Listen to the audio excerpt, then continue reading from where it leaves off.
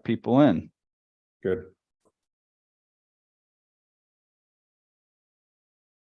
Hello, everyone. Welcome. Great to have you here. It's going to be a fun session today. Welcome, one and all to Piano Tech Radio Hour. Controlled again. Look at Terry Chamberlain. Good to see you. Hey guys, if you notice that you're having trouble with my internet, let me know. I'm having some glitches today. I can't tell. Our guest Glenn today is saying maybe he's seeing some glitches, but we can't quite tell. Yeah, if it's I had to sign on 3 times. Oh, signing on in the first place. What about just my internet? Is it going okay? Can you hear me and see me all right? Yeah, Okay. Let me test my internet speed one more time. Not that there's too much I can do about it, but just to verify.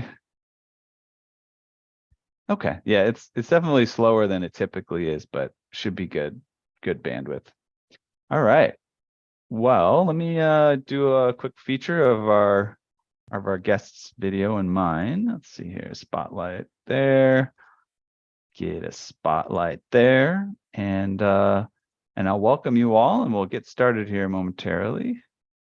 So, welcome everyone in the Zoom room here, as well as out there in social media land. This is Piano Tech Radio Hour.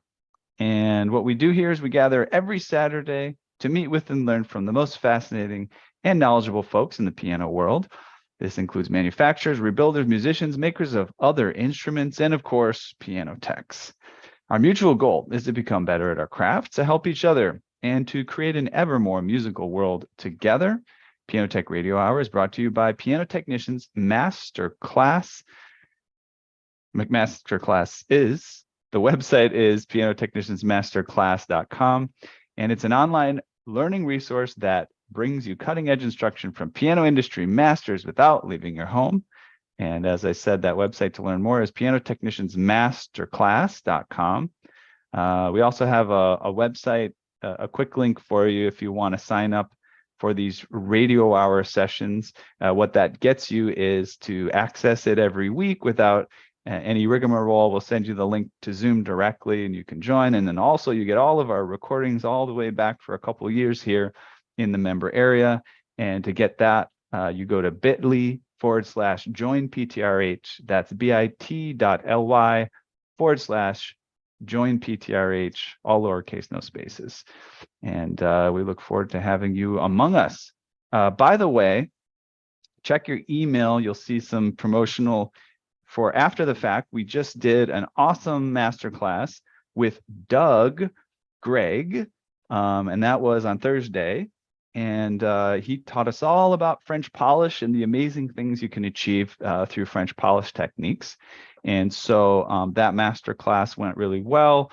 I'll make sure we add a link here where you can sign up either for the recording of that one lecture, or if you want to just get in our library as a regular subscriber, you can get in to do that as well. And actually, I'll copy the link right now. So I'll put that in the chat. Let me see if I can pull the chat up. My window's a little weird here. There we go.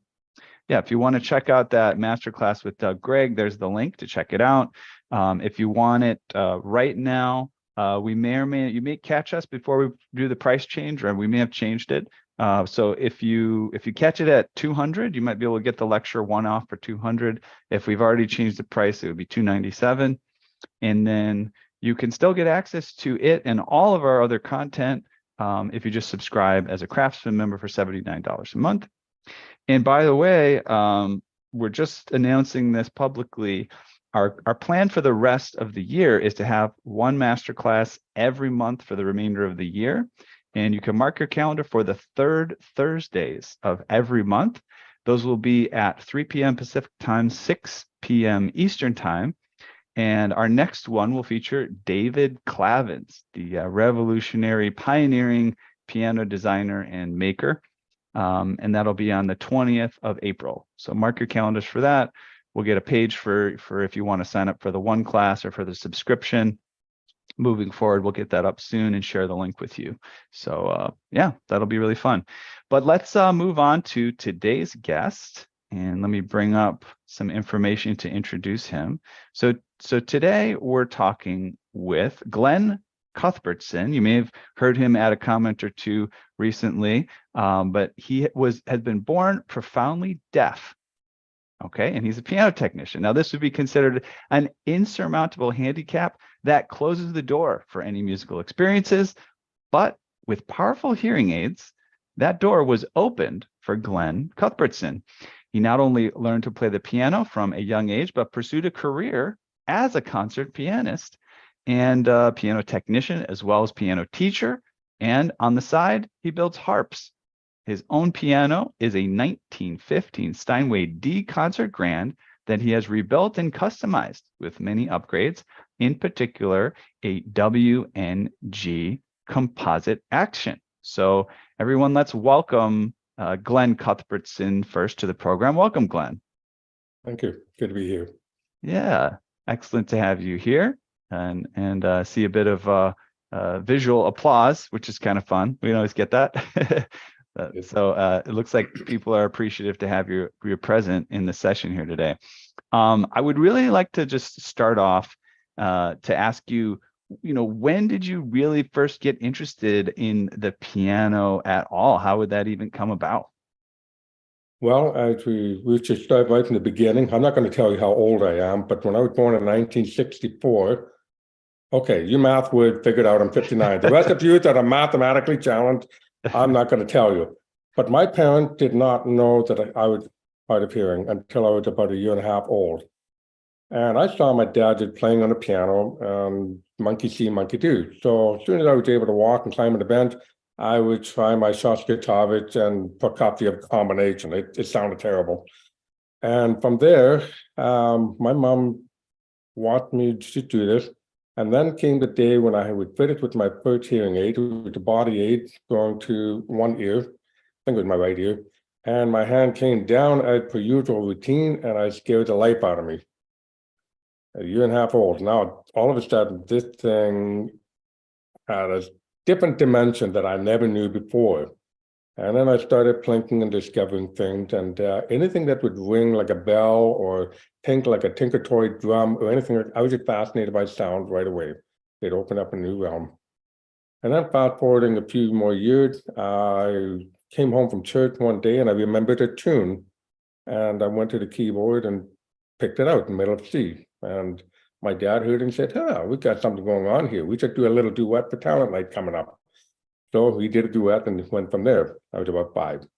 Then a few more years later, I got offered piano lessons because I was always tinkering on it. And my parents figured that being deaf with hearing aids, if I could learn to play the piano even a little bit, I could have some enjoyment out of it. Well, they had no idea what they started. I exceeded anybody's achievement at that time. So 7 years of age, I started doing it. And by the time I was around 11, I was introduced to the wonderful music of Chopin through my dad playing the records often, and he happened to have the Heroic Polonaise. So I would just try to cross through it, and it took me an hour to go through, lots of mistakes and everything else, but I was just determined. And because I liked the music so much, I started trying to compose. My dad played by ear, so I thought it was only normal to also play by ear. So I was able to develop good note reading as well as playing by ear and improvising and so forth. That eventually led to doing gospel arrangements of famous church hymns and so forth. And my big warhorse turned to be the Battle Hymn of the Republic. So it was fairly new just after I was married in 89, so about 1991 at a church. I was all dressed up for the occasion, burgundy curtains behind me, spotlights up above me for stage effect, and a really powerful spotlight from the balcony shone across the keys of a 9-foot Kawai with a heavy action. My arrangement was still new. I was worried about stamina, but anyways, here we go. We're going into that piece, kind of almost a debut. And one thing about hearing aids, they need battery to work. And would you know it, about 3 minutes into the 8 to 9 minute piece, both of my batteries went completely dead. I couldn't hear the piano for the life of me. I mean, nothing. So now what do you do? My visibility is compromised and my hearing is gone. But fortunately, I can look at a keyboard and hear any note in my head. So I could still hear the music in my head, even though my hand was just miming it. I can even feel how loud it's going to be just by playing it. So I went through the whole piece and finished it, went over very well. My wife had no idea what just happened, so I pulled it off. And then I told the audience that you ever have a nightmare where your hearing aid go dead in the biggest piece in a concert? Well, it just happened. Excuse me, folks. I changed my hearing aid batteries on stage, and then carried on from there. So yeah, I've had some pretty interesting experiences with that. Yeah, I mean, it seems as though almost because of the discrepancy with your hearing ability, but the fact that you have some hearing, it's almost and put an added focus on it, right? Maybe gave you extra appreciation for the auditory experience, where the rest of folks say, well, I'm pretty normal, I'll just take it for granted. You say, well, I've got a little bit of this, let me push it as far as it can go. So what kind of, go ahead. Go ahead. Well, I was going to say, what kind of hearing aid do you require? Does it just make it louder, or is it some sort of electronic device that connects to your auditory neural system? Like, how does this exactly work? It's just a behind the ear analog hearing aid. It's the most powerful that is available. I currently have the Beltone, but I've gone through a few different ones over the years.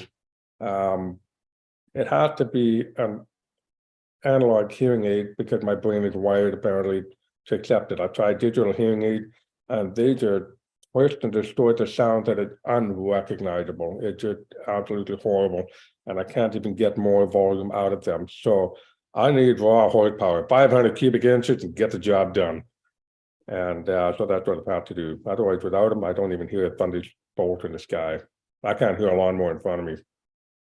Yeah, that's interesting. And by the way, I'm about to put a post here in the chat for folks that are following online. If you want to join us on Zoom, I'm going to put the registration link so people can jump on to the Zoom call if they'd like to. And this reminds me of something that might be of interest to this audience if you aren't already aware. There's actually a movie that's called The Sound of Metal. Have you seen this, Glenn? I can't recall. You should definitely watch this movie. And if anybody's seen it, feel free to comment in the chat. I do recall a movie about Liberace. Okay. And he goes deaf for a moment. He's playing and can't hear it, and then he goes in and out. He had an operation, he did play that movie. I don't know what it's called, but that movie I've seen. So The Sound of Metal is relatively recent. I think it came out within the past couple of years. I think you can watch it on Netflix. And it's about a guy who's a heavy metal drummer, and he loses his hearing pretty much completely over the course of a short period of time. And then, he has to kind of face this challenge, and along with a bunch of other challenges he's dealing with. And part of the plot of the movie is that he's looking to get one of these more sophisticated implants that kind of manufactures hearing ability for people who have lost the ability, lost the actual sensory equipment of the ears, right? It's the cochlear ear implant. Yes. And they do a really great job of both representing what it's like for him as he's losing his hearing, but also representing what you just talked about. When you get those cochlear implants, you think it's going to sound like beautiful, and music in particular, from what I'm aware, is one of the worst things to listen to with a cochlear implant, just because they're trying to process something that's too complicated. And if you're curious, right, if you've ever been on a Zoom call and have somebody start trying to play the piano, and you go, wait a second, why is it fading in and out and it's getting all glitchy and stuff like that? The cochlear implant experience is ostensibly far worse than that. But just another interesting tidbit on that movie, The Sound of Metal, the creator of that film has been one of my piano tuning clients, a very really? fascinating guy. Yeah, and I met him far before he made that movie, when he was still developing, kind of his abilities and becoming a higher level director. So definitely check it out. Great movie. Okay. All right. So going on to some more questions about how things have progressed for you. In terms of like your sense of pitch, right? Mhm. You said like you're able to kind of like pick some things out on the piano. Yeah. What is it like in terms of, do you have pretty good relative pitch? Yeah. Are you able to make out? Let's define what absolute pitch is. Absolute Mhm. pitch means that you can hear a sound and tell what frequency to the hertz. Mm-hmm. Nobody can do that. That's what you have a machine for. Mm-hmm. So you would have a very accurate relative pitch that would put you very close into it. So I demonstrated with my student where I close the eye and I play a note and I just kind of bang up and down the keys and I tell them what the note is immediately. So I can look at music, I can look at the keyboard, and I can hear the pitch in my head. So it's just something that I just developed it by the course of time. And part of what it is, as a piano tuner, I would, you focus and you just get to know what you're looking at and hearing a sound to it. And just getting into piano tuning, my dad gave me a book one Christmas on how to tune pianos. And I don't know where I got it, but I got a tuning hammer, the felt mute, rubber mute, and the a C5 tuning fork. I followed the instruction, and I was able to, after a while, with a little bit of practice, do a very acceptable job. I mean, it wouldn't please the hoity-toity crowd, but it was a lot better than the honky-tonky crowd would put up with too. So between the two, I was able to definitely train my ear, but I can only go so far and no further. My hearing curve will allow me to go up the scale to C7, and then it goes straight across to C8. So between C7 and C8, a lot often, I do not hear a sense of going up in pitch. It just all kind of sounds flat. And it just get, even with the hearing aids out of my register. Without my hearing aids, I can play my piano behind me moderately loud and not hear a sound in the room. I'd have to absolutely give the full gunpowder to it, and then only the bottom 2/3 of the piano I will barely hear. But with the hearing aids, you can play the quietest C8 key, and I'll hear the click of it, but I won't define a pitch. So my hearing is going to be limited, and I know what's normal for me, which is not going to be normal for you. But that didn't stop me from being able to do it. And then, of course, with the electronic tuning devices, with the Soniston and AccuTuner 2, and then eventually over to the Verituner, that leveled the playing field for me. It gave me no disadvantage to be deaf, but I know what a good unison sounds like in the setters and setters. Then for the mechanical skills, I would always in my dad's workshop, tinkering with whatever humble tools you had there, making anything from model cars to model airplanes to this, to my crowning achievement in my teenage years, pinball machines. I've been designing pinball machines, and that's where I learned to do a lot of thinkering and tinkering and just create things out of nothing in my hand. And so you learn to just improvise whatever's there and, to put the whole process together. And that was all preparatory work for me to be able to get into doing piano repairs and eventually into the Western Looking Growth conversion, and also into the hype building that we're going to get into. So let's see how the time's going here. Just want to make sure we don't run out of time. Yeah, I think we're doing okay. I understand you have a graphic over there too to demonstrate kind of what your hearing scale looks like. Let's take a quick look at that so people can check it out. So this is going to be, let's get that. There we go. This is going to be a typical sort of hearing chart. You're going to have your decibels here, and it's going to be negative. And then you're going to have your frequency response from, say, 25, 50s, and so forth, all the way up to about 5,000, which is around C8. Good hearing will hear C9, and exceptional hearing will hear up to C10. So this represents my basic generic hearing loss. I need at least 70 decibels to put me at where everybody else hears at the normal assumed threshold of hearing at 0. So that's what my hearing aids have to compensate for. And as we get to the top end, I have a negative 100 decibel of volume that has to be gained to put me here before I can use anything about that. Unfortunately, I have an extremely high tolerance of pain. I can tolerate 140 decibels, no problem. But what does that look like? If you look at this, you can read the word loud. That's what you would hear. But I hear everything more like this, where it's compressed. So this would be my stop, and that would be my loud. And that's what I put up with, where you get all this. So if I take a tuning fork to my ear, I'll hear it in 6 inches, but less than 6 inches away, or more than 6 inches away, I can't hear it in the room.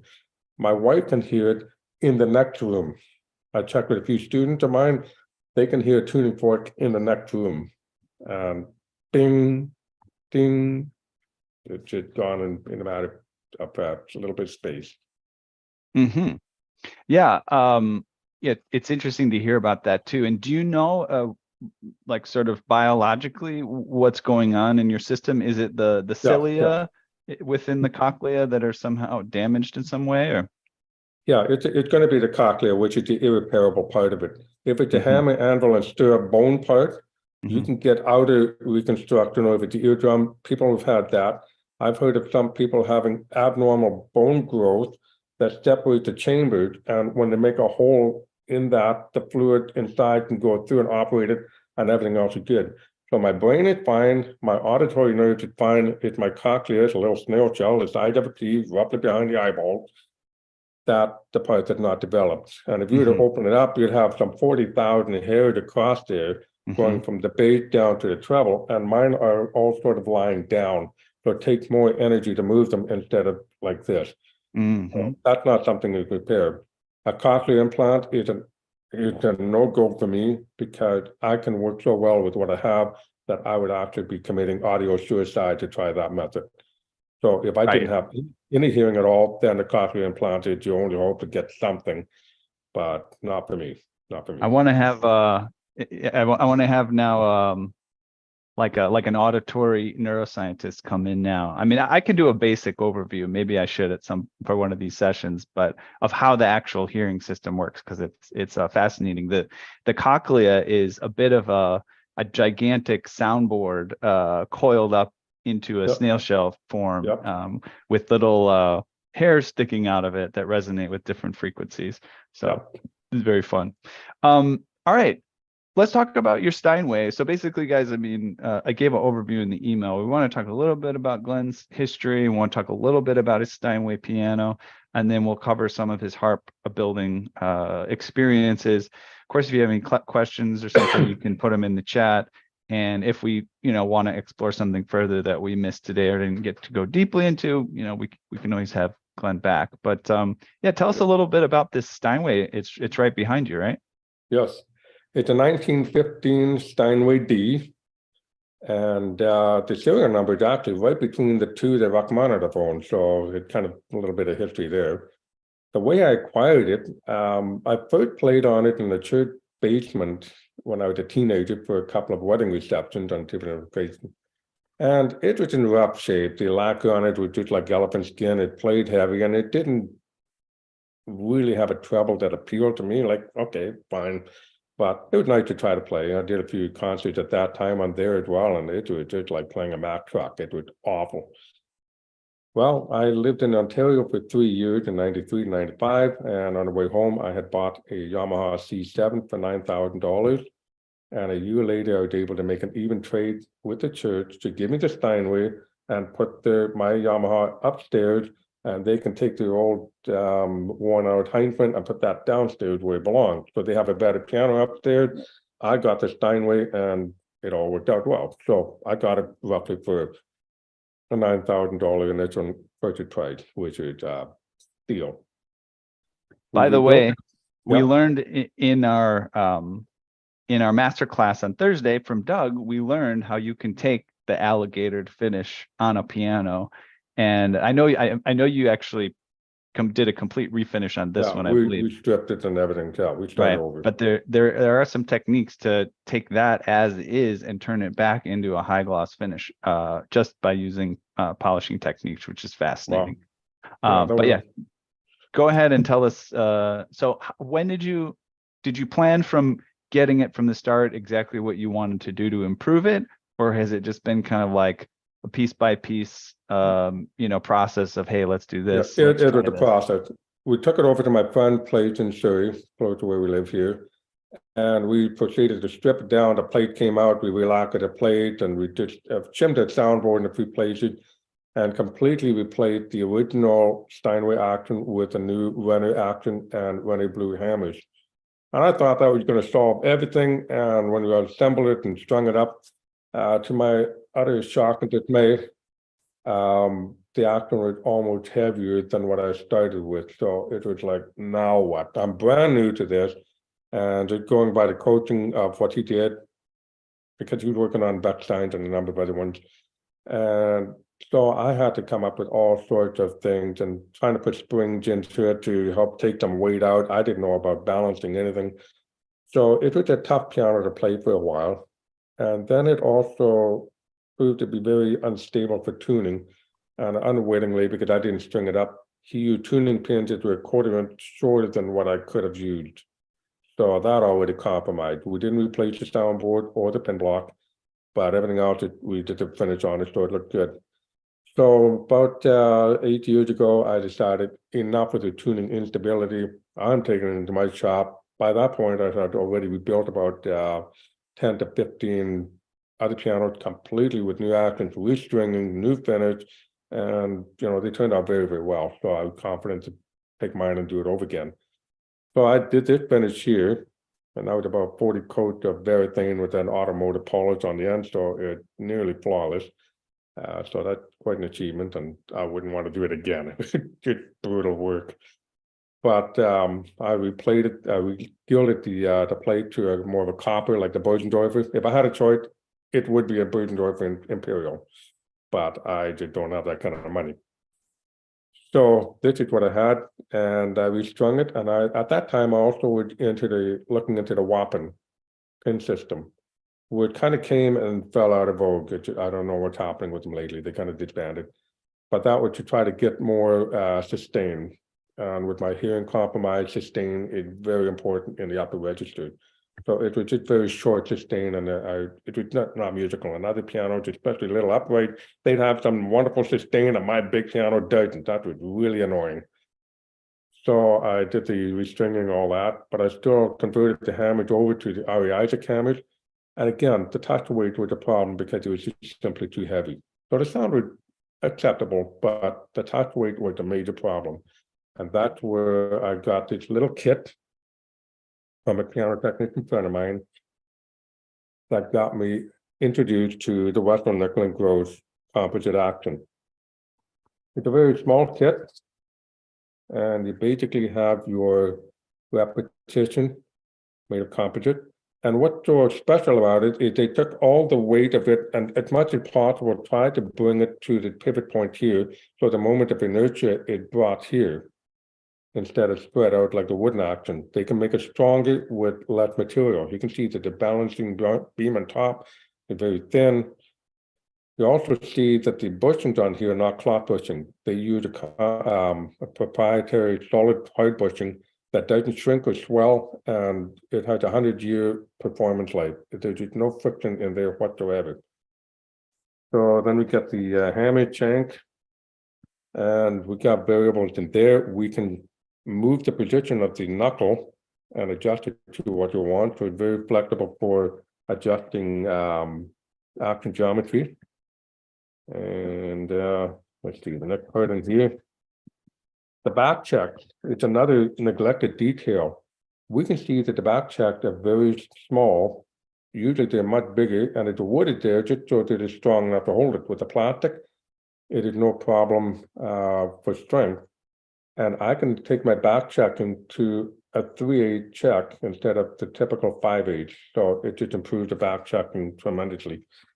Another factor that came in this little kit was the capstan. They're made of aluminum instead of brass. The brass is about 3 times heavier than this. So that already is affecting your touch weight, which adds up to your inertia problems. And furthermore, brass will always tarnish in the top, so you get friction there. This has an oxide finish on there that will never, ever turn it up, it always remained very, very slick and slippery.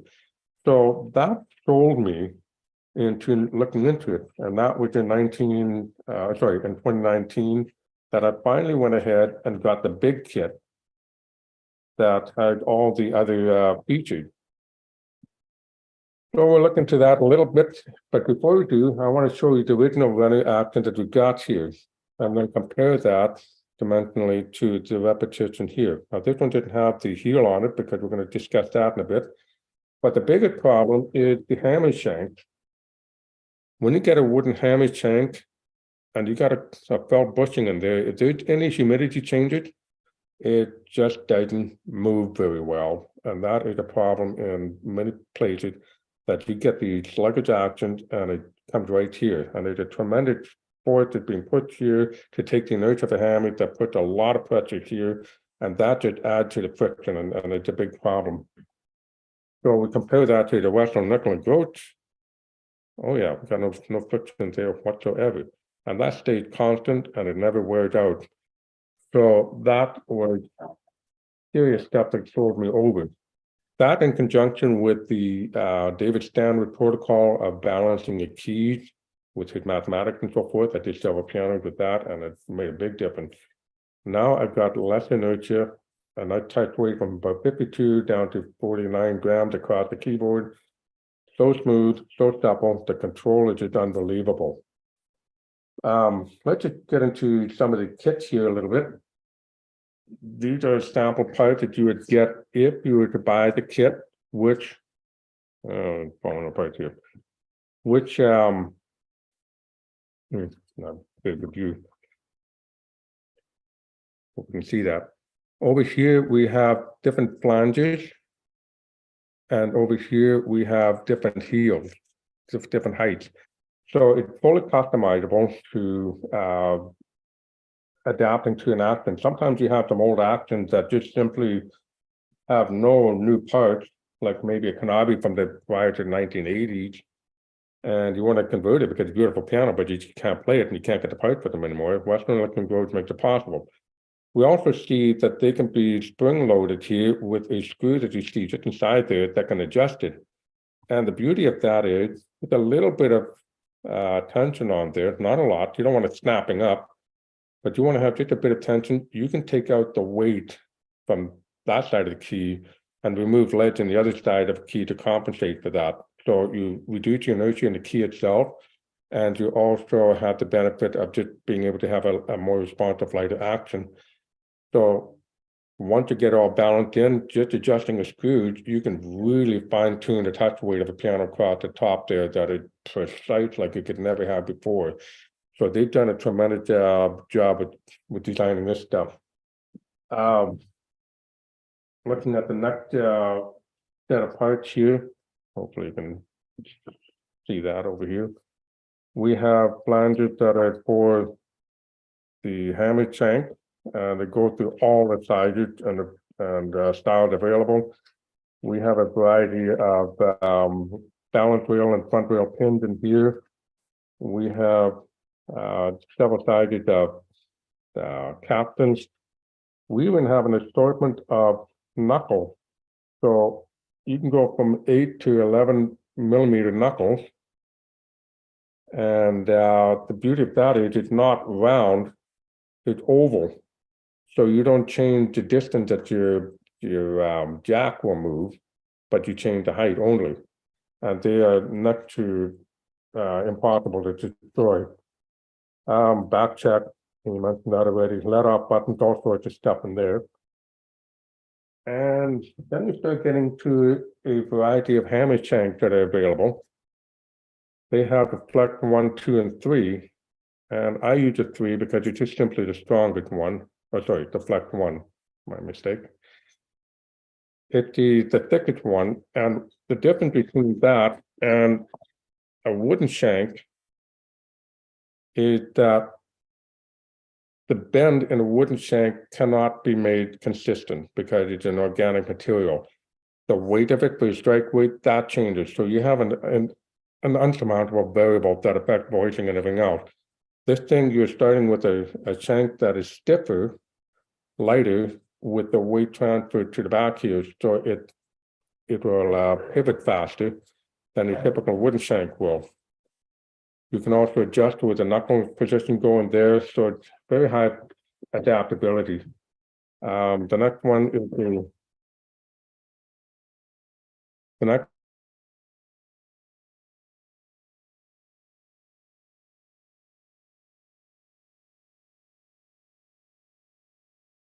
Oh, I think that is on Glenn's side. I thought it was me because I have a little bit of trouble today. But Glenn said his internet can be a little spotty at times, and so we'll cut back to having a discussion or conversation here about some other stuff, and we'll await him joining again. It shouldn't take too long. I was actually about to put into the chat here. Let's let me see if we want to add my spotlight there, and then we'll wait on Glenn. But yeah, a couple of things. If I was just going to put it in the chat anyways, if this is a situation where you've just joined because for the first time, or you're not a subscriber to Piano Tech Radio Hour, make sure that you consider joining us for this. It helps support the program. And it's pretty easy to get on board. So I'll put that into the chat here. So for those of you that join us today for signing up for just this session. And so basically, what you get with Piano Tech Radio Hour subscription. Here, let me get this link formatted properly. That should work. What you get with the Piano Tech Radio Hour subscription is anytime we have one of these master classes or one of these radio hours, you'll get an email in advance with the Zoom link, so you'll be able to just jump on very easily. And yeah, I see a message here from Ernest who says he just sent a message to Glenn, not delivered. Internet speed is a bit slow, unfortunately. It's actually been quite functional today, so I think we'll probably just be able to pause and we'll have him back soon. Yeah, so as a PTRH subscriber, you'll get an email in advance for a session like this with the Zoom link, so you can just jump on. If you're not a subscriber, you'll have to pay attention to our emails that go out, and we will still offer you free registration, but you do have to sort of click the link and then register individually for the session, and then you'll get some emails that'll give you the Zoom link. So it's a little bit more belabored of a process, but we do try to offer free access as well for those of you that don't have the budget to support the program. And then in addition to getting the access for each session easily, also if you can't attend, you can go review the recording. We usually have the recording of each of these sessions up within a few days, so you can check that out in the member area, no problem. And then also you'll have access not only to today's recording, but everything pretty much back to day one when we first started this thing, which is pretty cool. Lots of great stuff over the years now. We've had Steve Brady, and we've had David Clavins, who we're going to have this masterclass with on the 20th of April. He's been a part of it. We've had Rick Ballison. We've had pretty much anybody and everybody. We've had Mario Egrek, all the names you'll recognize in the piano industry, coming by, stopping in, and checking things out with us. The other thing that is useful for you guys to know about is the podcast, and that one is Piano Tech Radio. Let me just pull up the link so I get it correctly. So it's pianotechradio.com. If you go to pianotechradio.com/subscribe, then you will get access to the podcast. And in that case, again, it's also free content. It's just you don't get the video, and it's also a bit delayed. So we're releasing content now from back in the day, and going back in historically. And we do one a week. We release those on every Wednesday at actually, let's see here. Let's bring this up. So you can see the site as well. Let me adjust the settings here. This is the Piano Tech Radio Hour site. And on the site, you can see, the various episodes that we've created. Most recent one, we had Chris Brown a release where he's talking about some of the principles and concepts he uses in his process of tuning and regulating and repairing pianos. Bill Monroe was last week's episode. David Anderson's talking about his perspectives on pianos and concert level regulation as well. This episode with Eric Johnson was quite popular. I noticed we got many downloads for that one. You might want to check that one out. But yeah, all of these episodes are really great. And the nice thing I'm finding about the podcast is, people can listen to it in their car. They don't have to be here on Saturday. You could be doing the dishes. You could be working in the workshop. You could be lifting weights, going for a run, whatever. And you can check that stuff out. So make sure you go there, subscribe. And also when you get a chance, write a review for us on iTunes and Spotify. That really helps spread the word. I see that Glenn is back, so we'll be able to join back up with him in a moment. But yeah, make sure you go check out the Piano Tech Radio, our website. I think you guys will enjoy that. All right, without further ado, let's look and find our fellow Glenn here. Here he is. And we will add a spotlight. Hey, Glenn, how's it going? Are you back? I think. Let me message him. Hi, Glenn. Are you really back? Or is it your ghost? We'll see. Oh man, let's see here. I think maybe we lost him again. No matter. I was in the midst of explaining some stuff, so that's fine.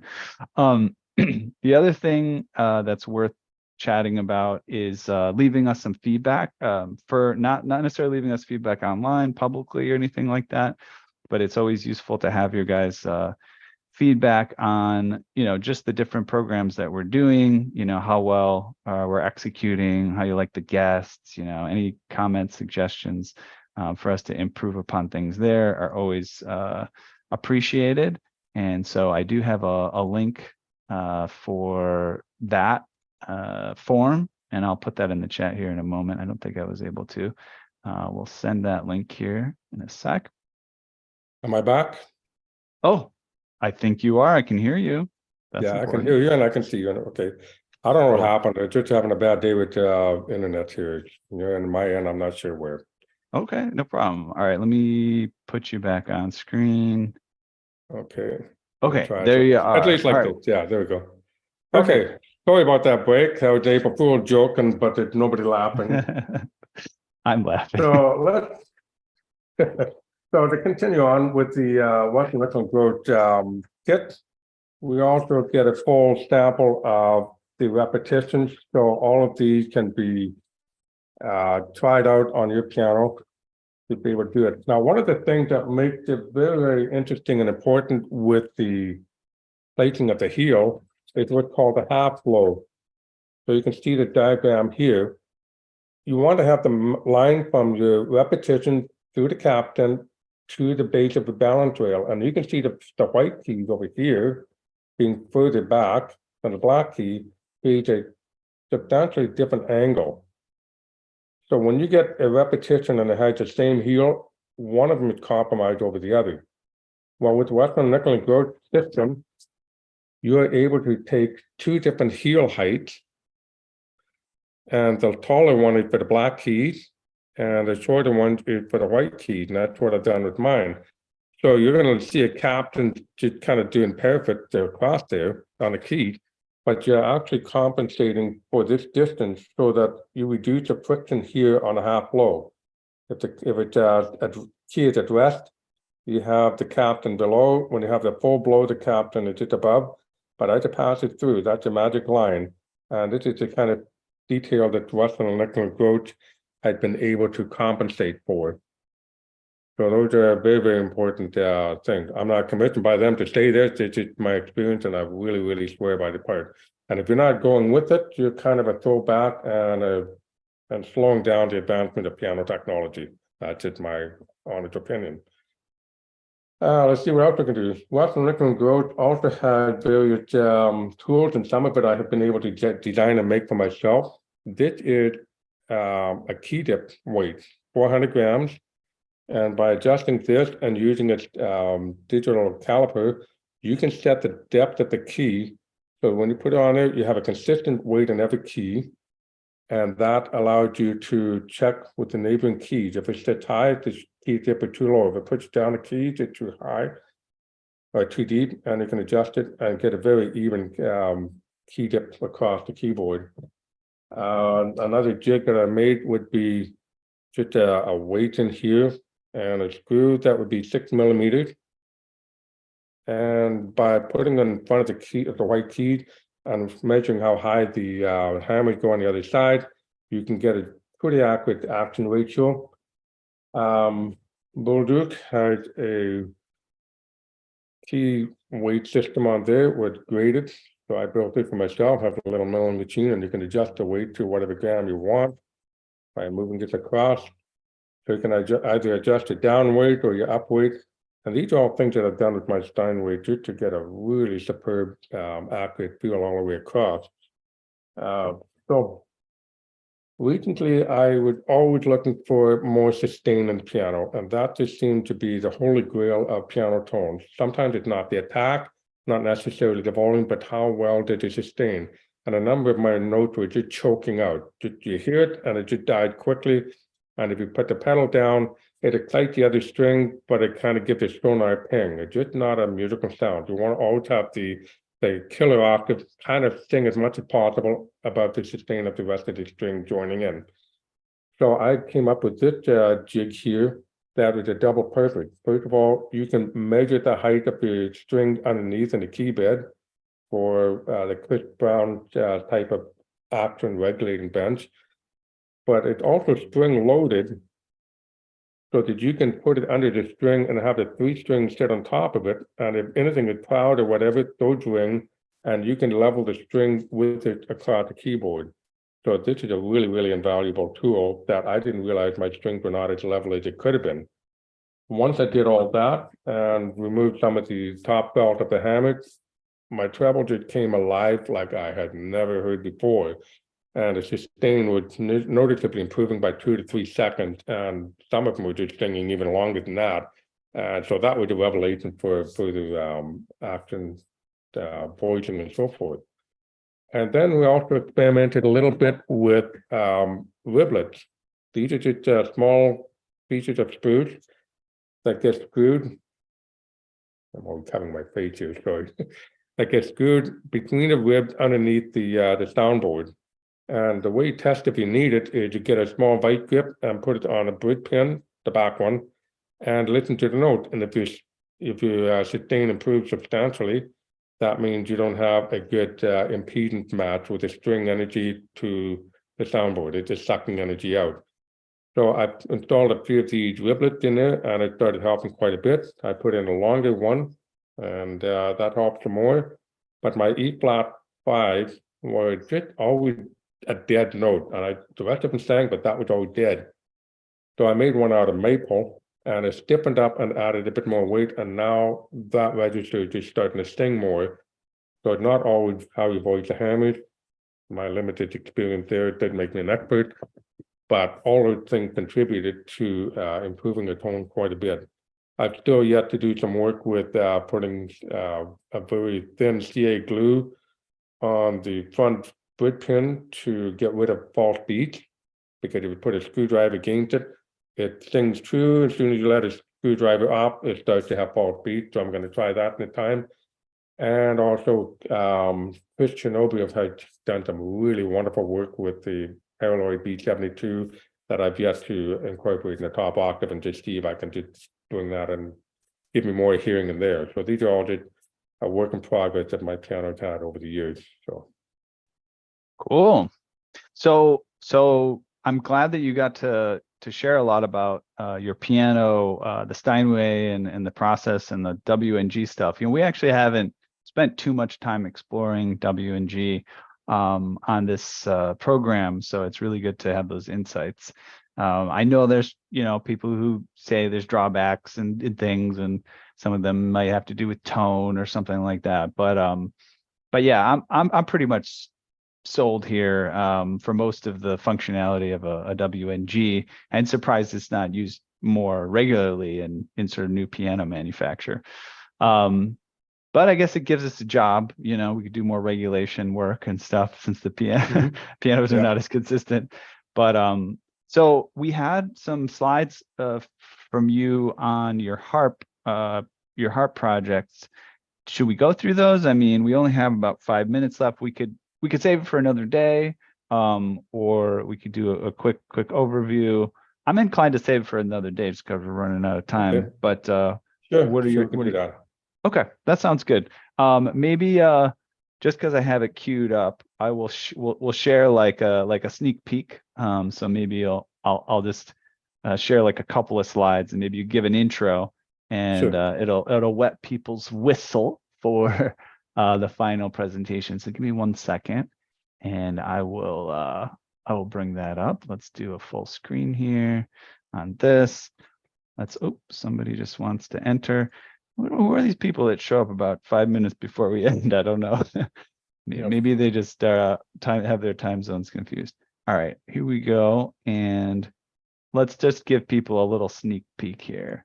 So first of all, we won't share this, but as part of the presentation, this is actually somebody performing on the harp, which we would be discussing, that Glenn so diligently developed and worked on. And then can you give us just like an overview about the harp here, to get people excited about coming back for when we talk about it? Sure. This here is a photo of a harp that is being fitted so that the carcass in the back with the soundboard and the backboard, which is shown in there, and the base and the pillar and the neck will all fit together when you do further work on it. So this is a project in the raw, and there's a number of steps to go through between this and the final product that you saw and the video opening. Yeah. So, And I guess what I can do is I can maybe I'll jump through here real quick and kind of fast forward to the end so that people can get a little bit of a view of where that ends up. Pretty nice, actually. You got the two photos overlap pretty nicely. This is basically the finished product, right? that's a finished product, yes. So the first one is in the rough. We were just getting started, making sure everything fits, so that sequential processes don't change. You just have to have that reference point first, and then all the other steps to show that we added. And a couple other preview slides. Check this out. So very ornate carving work that Glenn put into this, as well as the actual creation of the structural elements. So it'll be fun to hear about that when we do. All right, that's all you get for now. Get you excited about coming back. But let's see here. Oh, Kathy made a comment here. Let's see. Kathy said, Glenn, this has been fascinating. Congratulations on all your achievements thus far. Very informative. Thank you. I'm from Canada too. And she somehow found a way to insert some musical notes into the Zoom chat. So that's very creative and fun. We appreciate that, Kathy. All right. Any last words? I know you have a website for your harp building. You might even have a separate one for your piano work. Why don't you share? I don't have one for my piano work. I have one for my harp, and you can forward that if you want to. Yeah, basically, sorry about the glitches in here, but hope you found it interesting, because if not, I owe all of you an honorary degree in astronomy for staring into space. So, but yeah, if we can have another session another time, we can go further into my piano and of course into the harp, and I would be delighted to come back another time. So cool. Yeah, and I'm looking it up right now. I'll share the link for your site. It's what is the web address for your website? centerstageharps.blogspot. Okay, perfect. Blogspot.ca, yeah. Perfect. And I will put that in the Zoom chat here, just in case people want to explore more. I know you've got some cool photos there as well, so people can check those out. I'll also put that in our social media chat, so people on YouTube and Facebook can check it out. And then that will give us reason now to wrap up here. So I will walk us out. So thank you, Glenn, for joining us. We've reached the end of another musical journey here at Piano Tech Radio Hour. As always, we're brought to you by Piano Technicians Masterclasses, cutting edge instruction from piano industry masters without leaving your home. For those of you that joined us, as I said, by signing up just for this session individually, you could make your life more convenient and subscribe to Piano Tech Radio Hour. It's just $16 a month. You get the recording of today's session in a member area, as well as automatic registration for each week's new session. You could sign up at bit.ly/join-PTRH. That's bit.ly/PTRH. /join-PTRH. bit.ly/join-PTRH. All right, we'll see you all again next week. Thanks for being here. I also put a link in the chat if you want to check out Douglas Gregg Masterclass on French polish. Make sure you give us some feedback. We always appreciate that so we can improve. And don't forget to subscribe to the podcast. All right, everyone. We'll see you next time. Thanks.